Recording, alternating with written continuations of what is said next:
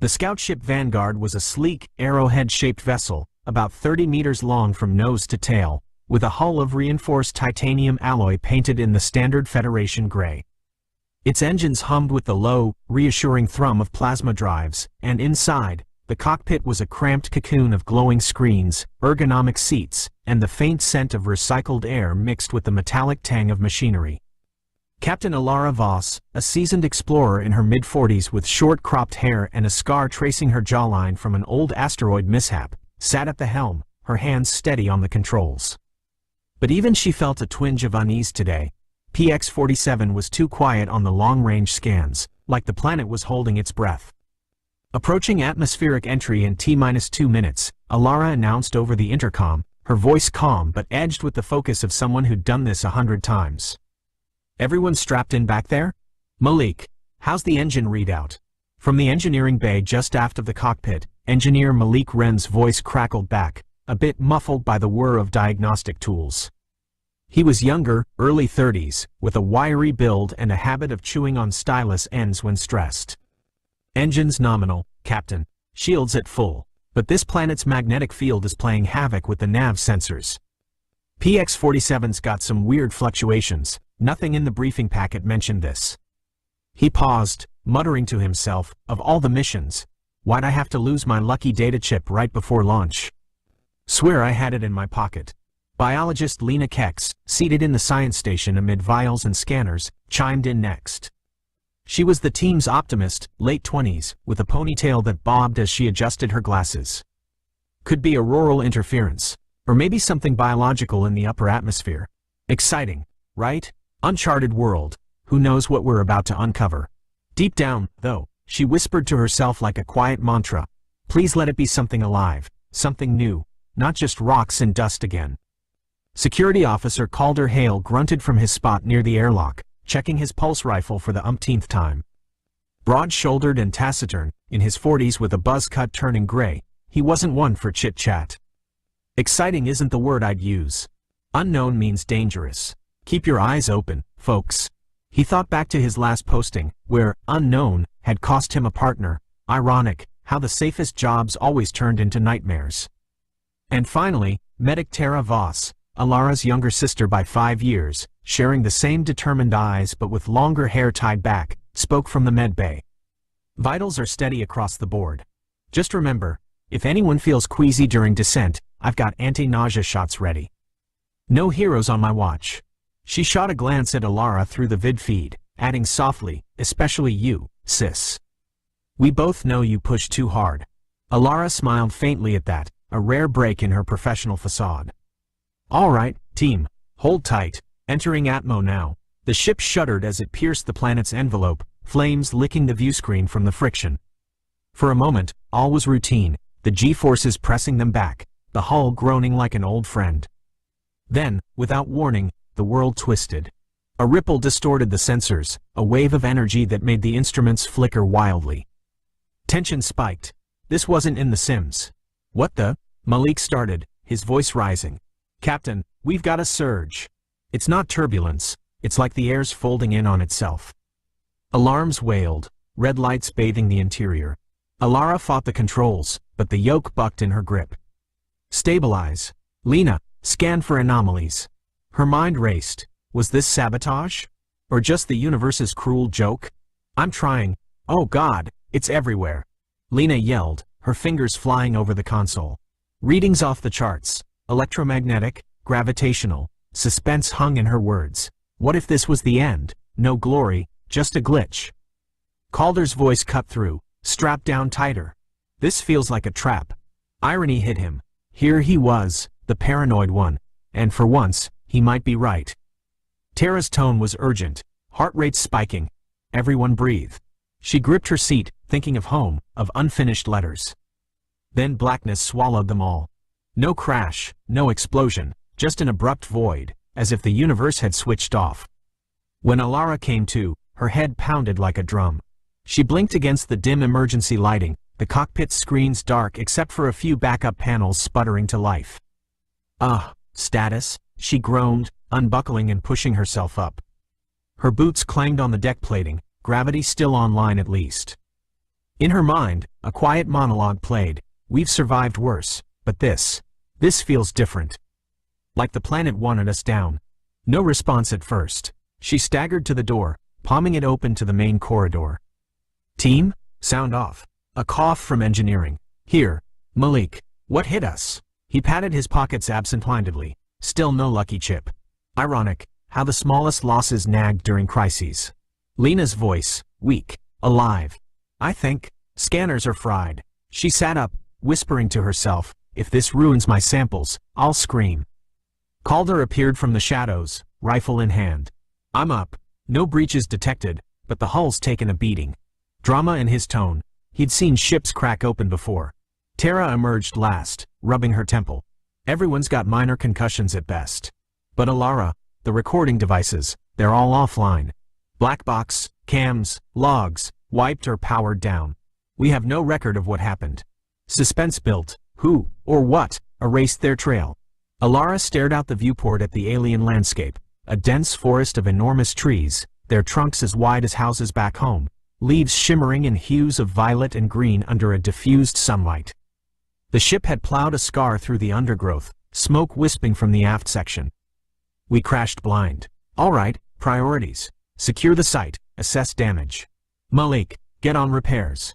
Lena, enviroscan. Calder, perimeter. Tara, med checks. Let's figure out where we are, and why everything went dark. Irony, explorers, lost in the dark. As they moved, the airlock hissed open, releasing them into the humid, earthy air of PX-47. No one spoke of the unease knotting their guts, but it hung there, thick as the mist rolling through the trees. Malik paused, rummaging through debris. Hey, my data chip. Must have fallen during the crash. A small win, mundane amid the chaos, but it lightened his step. The crash site was a makeshift clearing now, the Vanguard nestled in a crater of upturned soil and splintered vegetation. The ship's exterior showed dents and scorch marks, but the core structure held, a testament to Federation engineering. Inside, the crew quarters were Spartan, bunks stacked like shelves, a small galley with nutrient packs, and the hum of life support systems filtering the outside air. Activities filled the days, calibrating tools, inventorying supplies, even a quick game of cards to break tension. For the first 2 days, they worked in shifts. Calder set up the energy fence, a shimmering blue barrier that zapped anything larger than a fist that tried to cross. This'll buy us time, he said, wiping sweat from his brow as he calibrated the emitters. But if something big comes knocking, we're in trouble. He thought aloud, funny, isn't it? We come armed to the teeth, but a fence is our first line. Irony of the stars. Lena was out with her scanner, documenting the flora. These trees are incredible, she said to Alara as they walked the perimeter, pausing to sketch a leaf sample.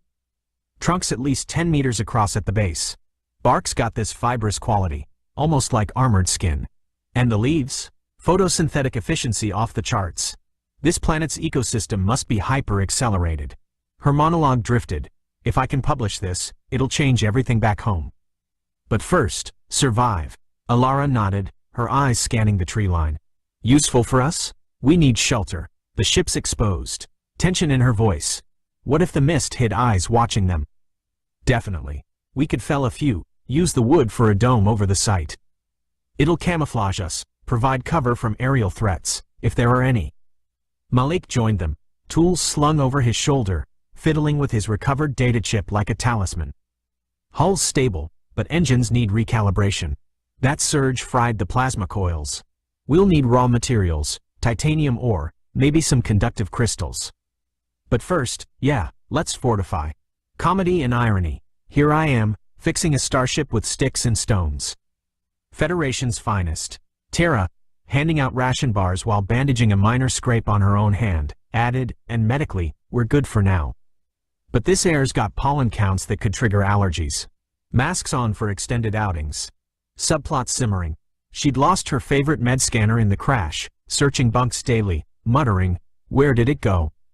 Can't treat without it. Calder grunted agreement. Dangerous out here. I saw tracks. Big ones. Not mammalian. Suspense built. What made those? Their first real survey pushed into the forest. The ground was soft, spongy with moss that glowed faintly in the shade. Birds, or what passed for them, called overhead, their cries warbling like distorted flutes. Activities included collecting water samples, marking paths with beacons. "Look at this," Lena whispered, pointing to a clearing. There, grazing on low shrubs, was an insect, a colossal beetle, body the size of a bull, legs like tree branches, mandibles grinding vegetation with a rhythmic crunch.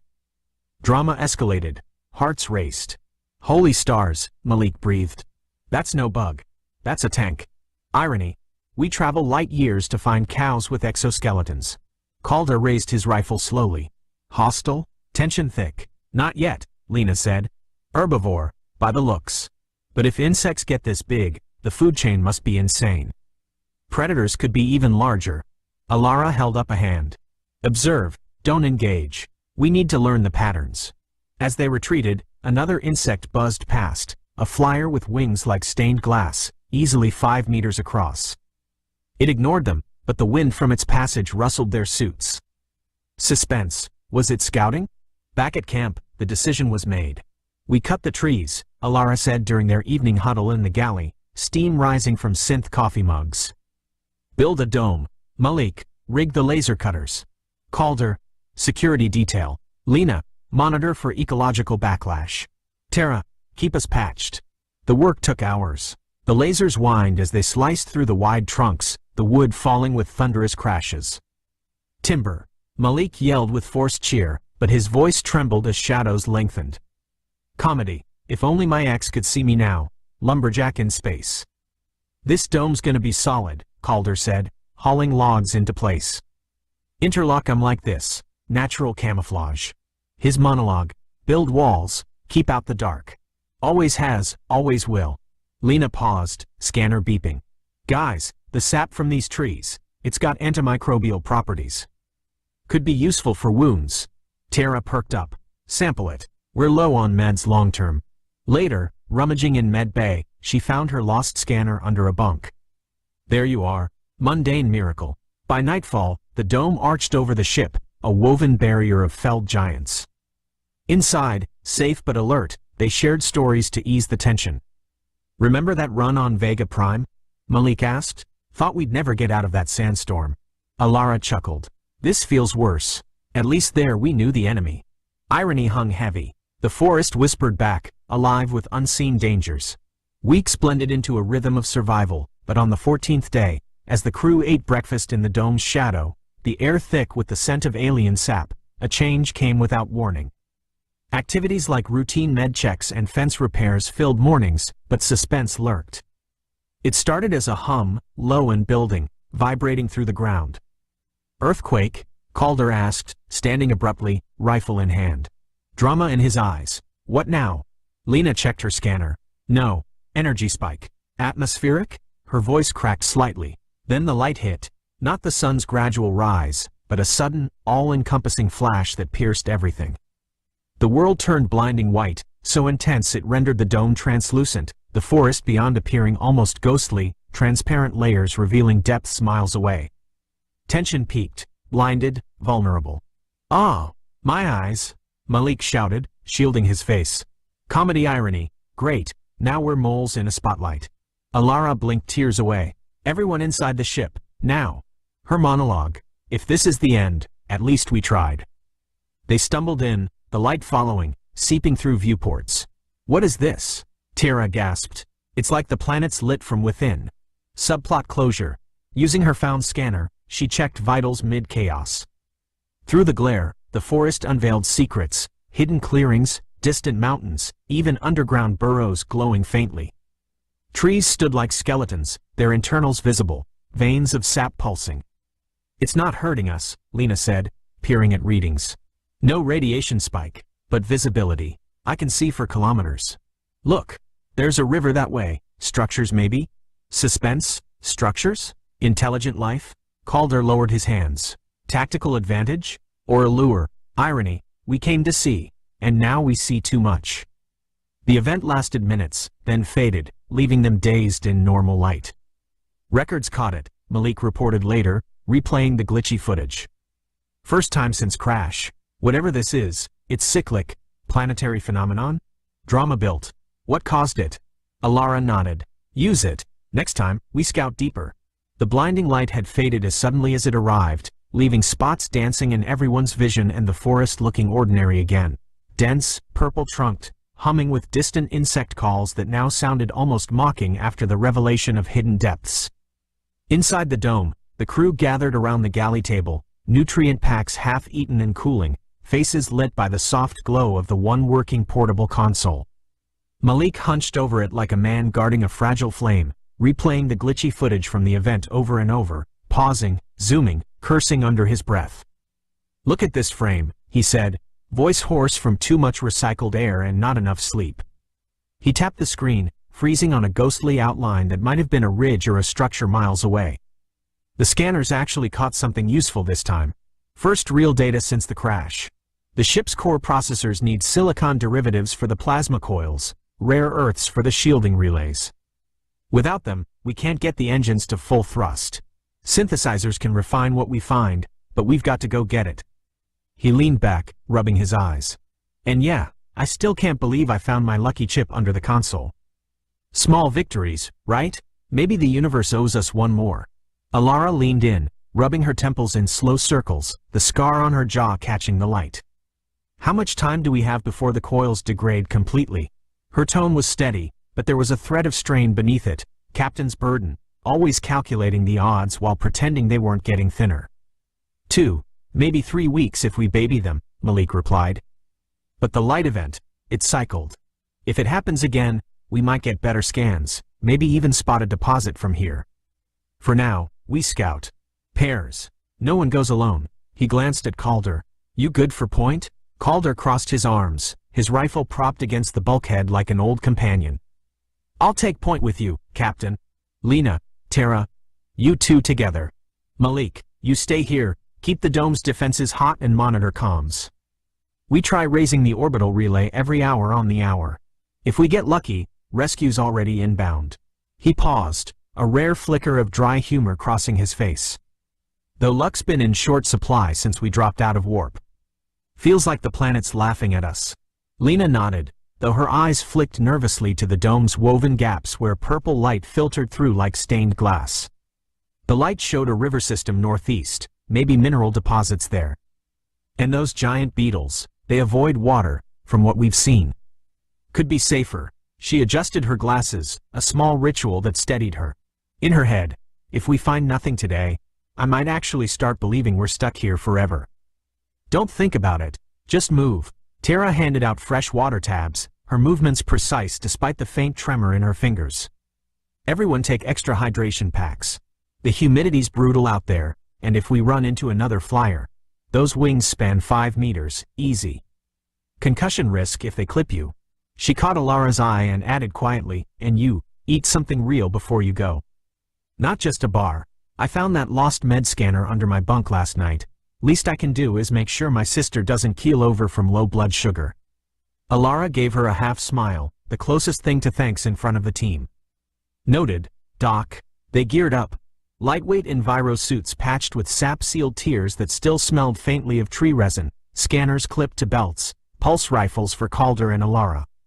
As the airlock cycled with its familiar hiss, Calder muttered under his breath, feels like we're ants poking around a picnic. And the picnic owners might be home. The first few days were grueling but uneventful, long hikes through undergrowth that tugged at boots like living things, returns to camp sore and empty-handed. Conversations over dinner became repetitive, almost comforting in their sameness, a rhythm to cling to. Day 4, galley lights dimmed for night. Malik slumped in his chair, poking at cold rations. Nothing in the eastern ravine. Just more of that glowing moss. Pretty, but useless. Lena perked up despite fatigue. The moss might have medicinal properties. Tara, you saw the samples? Tara nodded, sipping moss tea she'd brewed experimentally. Yeah, antimicrobial. Tastes like wet dirt, but it'll do for minor cuts. Better than nothing. Alara stared at her untouched plate. We need ore, not tea. Tomorrow we push north. The riverbed might have exposed veins. Calder grunted. And if the bugs are drinking there? Alara met his gaze. We stay high ground, use the ridgeline. No heroics. Day 7 brought frustration boiling over. They returned from a long trek, boots caked in purple mud that refused to brush off, to find the dome's outer fence flickering erratically. Malik, wiping grease from his hands with a rag that was more black than gray. Power draws spiking again. Something's testing the barrier, big, but not breaking through. Yet, he kicked a crate lightly. If I had a credit for every time this fence glitched, I'd buy a new ship. Calder. Saw tracks today. Clawed. Deep. Not beetle. Something heavier. His voice dropped. Felt watched the whole way back. Lena. Predator? We've only seen herbivores so far. Terra. Or scavenger. Waiting for us to drop. She glanced at the med bay door. Or maybe it's just the planet breathing. Everything here feels alive. Alara, we double watches tonight. And we keep trying the relay. Every broadcast the same ritual. Vanguard to Relay 1. This is Captain Voss. Crash landed PX-47. Request immediate evac. Coordinates locked. Over. Static. Always static. The silence felt personal after a while. By day 12, exhaustion showed in small ways. Snapped replies. Longer silences. During a quiet moment in the cockpit, Alara and Terra sat alone, the only light from the console's standby glow. Terra. You okay, sis? You're pushing too hard. Alara stared at the dark viewport. Someone has to, if we don't fix the ship. Terra. We'll get home. But you need to sleep. Let Calder take a shift. Alara. Calder's barely sleeping himself. Keeps staring at the tree line like it's personal. A pause. Remember when we were kids and you'd lose your favorite toy for days, then find it under the bed like nothing happened? I keep waiting for that feeling here, like the answer's just out of sight. Terra squeezed her arm. We'll find it, or it'll find us. On day 18, during another sudden light flash, shorter this time, almost teasing, the relay finally crackled to life. Malik burst into the galley, nearly knocking over a chair. Got it. Weak signal, but it's there. Relay 1 acknowledging. Alara grabbed the mic so fast her chair scraped. Relay 1, this is Vanguard. Mayday, Mayday. 5 souls aboard, ship damaged, requesting rescue shuttle. PX-47 coordinates attached. A delay that felt eternal, then a faint, beautiful voice. Vanguard, this is Relay 1 control. Copy your Mayday. Rescue shuttle dispatched. ETA 3 weeks standard. Hold position. Confirm receipt. Cheers erupted. Real, ragged, hoarse cheers that echoed off the dome's wooden ceiling. Malik punched the air. Lena laughed until tears came. Even Calder cracked a rare, genuine smile. Calder. 3 weeks. We can make that. Lena, with the elements we're finding, slowly, we might even have the ship partially flight-ready by then. But the hunts continued. Small hulls, a vein of conductive crystal pried from a riverbank, a pocket of titanium-laced rock that Malik carried back like treasure. Each trip riskier. One flyer dive bombed their path on day 22, forcing a heart-pounding scramble into a thicket. The wind from its wings knocked Lena off her feet. Calder hauled her up without a word. Malik, later patching a tear in her suit with steady hands. These things are getting bolder. Like they know we're intruders. Alara, staring at the darkening forest through a gap in the dome. Or like something's watching. And waiting. 3 weeks stretched into 4, then 5. The rescue shuttle's ETA kept slipping. First, warplane congestion. Then, maintenance delay at Relay 1. Then vague promises of soon. Hope frayed at the edges like old fabric. The crew still worked, still ate, still joked in that brittle way people do when the alternative is screaming, but the dome felt smaller every day, the forest louder, the insects more watchful. Malik spent most mornings in the engine bay, sparks showering around him as he welded new coils from the small hulls they'd scraped together. He talked to the ship now, low and constant, like coaxing a stubborn animal. Come on, girl, just a little more juice, he muttered one dawn, wiping sweat with a forearm already black with grease. We're so close. Don't quit on me now. He'd found a rhythm. Weld, test, curse, repeat. The lucky data chip sat on the console beside him, a tiny plastic totem. Irony, the one thing he'd lost and found again was the only thing that hadn't let him down yet. Outside, Calder patrolled the dome's perimeter twice before first light, rifle slung low but ready. He'd started marking the bigger tracks with small stakes, silent warnings. Something's circling wider every night, he told Alara during a quiet handoff. Not attacking, just measuring us. Alara nodded, eyes shadowed. or waiting for us to make a mistake. Lena and Tara handled the foraging runs now, shorter, safer loops closer to the river the light had revealed. They came back with pockets full of glittering flecks and the occasional larger chunk of ore, but never enough to feel like progress. Lena kept a running tally on a scrap of bark nailed to the galley wall: 14 crystals, 7 titanium nodules, 3 unknown conductive shards. "We're getting there," she'd say, mostly to convince herself. Slowly. One morning, day 37 by their rough calendar, Calder stepped out for his usual sweep while the artificial dawn lights were still warming up inside the dome. He stopped dead 3 paces past the airlock. A silence fell, thick and unnatural. Then, very quietly, "Captain, everyone, get out here, now." They poured out in various states of readiness, Alara still buckling her utility belt, Tara with a med kit half-zipped, Malik with welding goggles pushed up on his forehead, Lena clutching her scanner like a shield. Beyond the dome's edge, sitting on the trampled ground like it had always belonged there, was a cube. Seamless metallic sides, no visible welds or panels, exactly the size of the Vanguard itself, maybe a few meters taller. No tracks leading to it. No scorch marks. No sound. Just there. Calder's rifle was half raised before he even realized it. "What the hell is that?" Lena's scanner whined as she swept it. No energy signature. No radiation. No heat bloom. But inside, her voice cracked with disbelief. Titanium ingots. Rare earth crystals. Silicon derivatives. Everything we've been hunting for. Refined.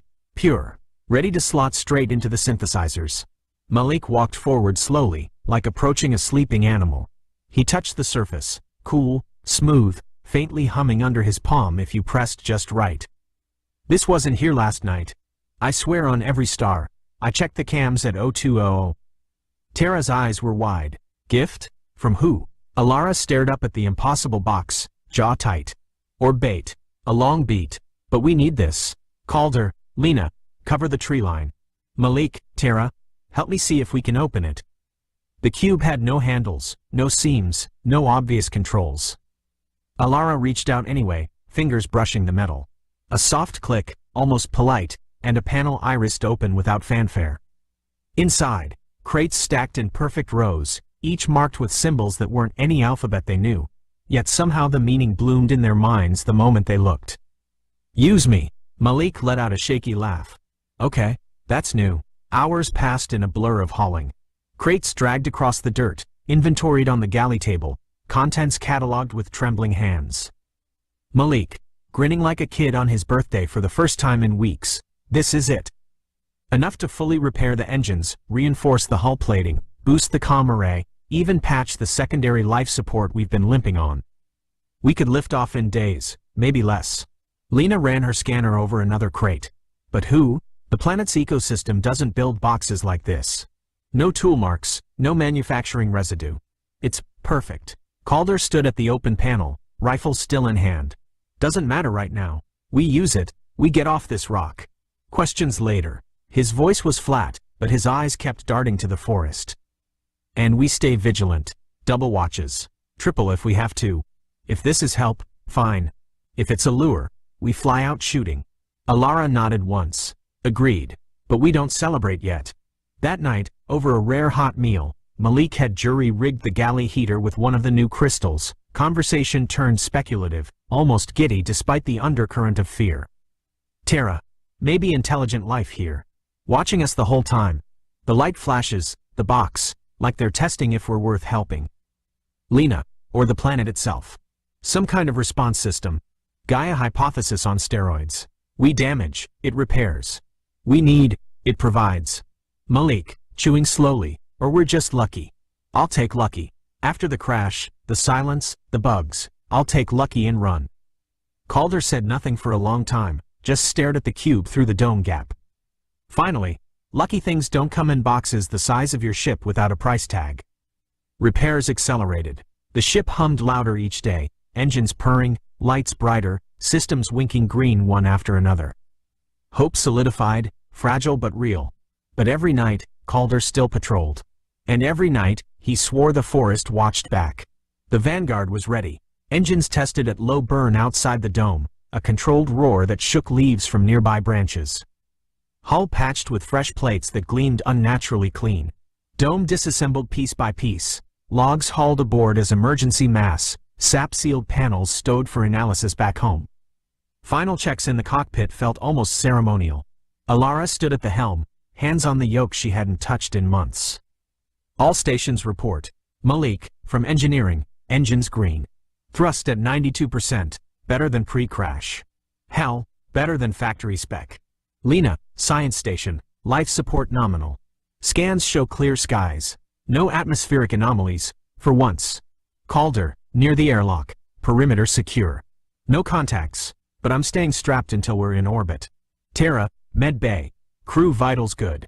A little dehydrated, a lot exhausted, but we're as ready as we'll ever be.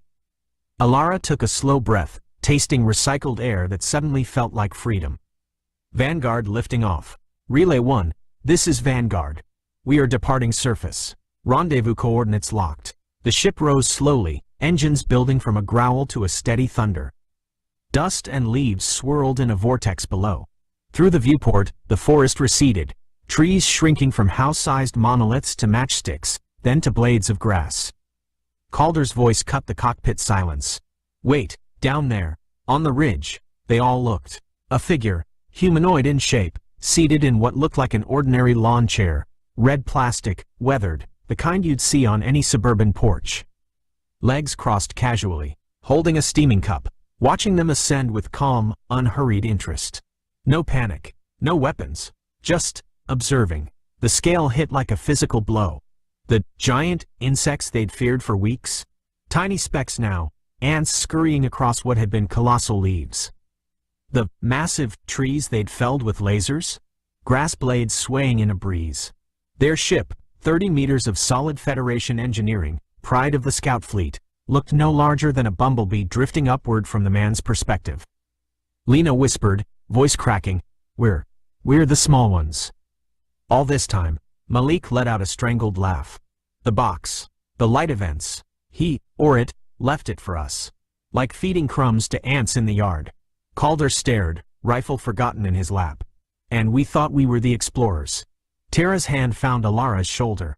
Size does matter. We were never in control. Alara kept her eyes on the figure until atmospheric haze blurred the view. The man raised his cup in a small, almost friendly salute before they lost sight of him entirely. Relay 1, Vanguard here, she transmitted, voice steady despite everything. We're clear of Atmo, docking in 10, and tell command we've got one hell of a debrief. The rescue shuttle appeared on final approach, sleek and silver against the black. Magnetic clamps engaged with a gentle thunk. The two vessels merged, controls syncing, systems blending, hulls locking into one seamless, much larger craft. In the sudden quiet of the merged bridge, the crew sat in silence for a long moment, the only sound the soft chime of status panels going green. Alara finally spoke, half to them, half to herself. We came looking for new worlds. Turns out we found one where we're the novelty. The bugs, the trees, the box. All of it. We were the curiosity. Malik, next time we knock first. Lena, or bring better binoculars. Calder, or bigger guns. Terra smiled faintly, or just stay home. Alara looked at each of them, scarred, tired, alive. Let's get home, she said. And next time, maybe we knock first. The merged ship jumped to warp, engines flaring blue-white against the dark. Behind them, PX-47 turned slowly, a quiet green marble hiding giants who watched, waited, and occasionally left gifts for the very small things that stumbled across their lawn. On the hum of engines, carrying 5 humbled explorers toward the stars they once thought too small.